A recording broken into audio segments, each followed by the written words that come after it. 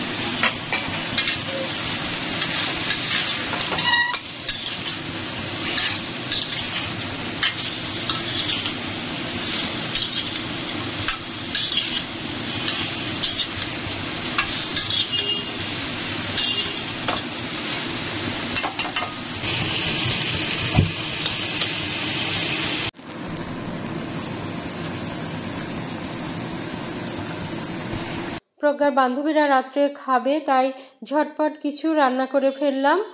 এই তো বেশি কিছু রান্না করতে পারিনি, যেটা পেরেছি সেটাই করেছি। প্রজ্ঞাকে জিজ্ঞেস করেছিলাম যে কি রান্না করব, বলছে বেশি কিছু করো না, যেহেতু কালকে জার্নি করব তাই বেশি কিছু খাওয়া ঠিক না, সেজন্য সাদা ভাত করলাম। আর এই তো সংক্ষেপে কিছু। আর ওইদিকে তাদের বান্ধবীরা সবাই একসঙ্গে হয়েছে, আর একসঙ্গে হলে তো মজাই আলাদা। সব বান্ধবীরা আনন্দ করছে, এই যে তাদের চেহারা দেখেই বোঝা যাচ্ছে যে তারা কত খুশি। এই যে সবাই মিলে আনন্দ করছে। এখন তোমরা চলে আসো, তোমাদের খাবার রেডি, খেয়ে নিবে, তারপরে তো ঘুমাতে হবে। তাড়াতাড়ি না ঘুমালে তো ভোরে উঠতে পারবে না, তোমরা তাড়াতাড়ি চলে আসো। প্রজ্ঞা তুলে দিচ্ছিল, আমি বললাম যে তুলে দেওয়ার দরকার নাই, সবাই নিজেদের বাড়ি মনে করে তুলে তুলে নিয়ে খাও। এই তো তারা সকালে ঘুম থেকে উঠেছে, এদের হয়তো এত সকালে ওঠার অভ্যাস নাই, তারপরে উঠেছে। আর আমি সবাইকে কফি বানিয়ে দিলাম, কফি খেয়ে তারা বের হওয়ার জন্য রেডি হয়েছে।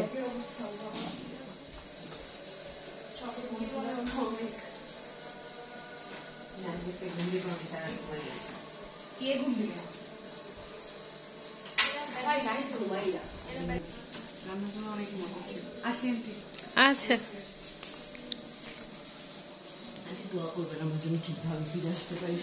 হ্যাঁ অবশ্যই। সবাই নিচে চলে যাচ্ছে, ড্রাইভারও অনেক আগেই চলে এসেছে, তারা চলে যাচ্ছে। আর এদিকে প্রজ্ঞা এখনো রেডি হয়নি, তার কি ভুলে গেছে আর একবার চেক করে দেখছে। এই তো প্রজ্ঞাও রেডি হয়ে গেছে। প্রজ্ঞা তাড়াতাড়ি করো, সবাই নিচে চলে গেছে, সবাই অপেক্ষা করছে, তুমি তাড়াতাড়ি যাও।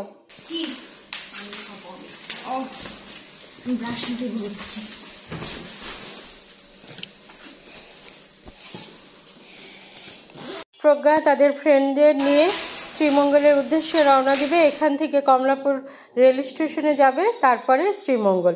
সবাই দোয়া করবেন।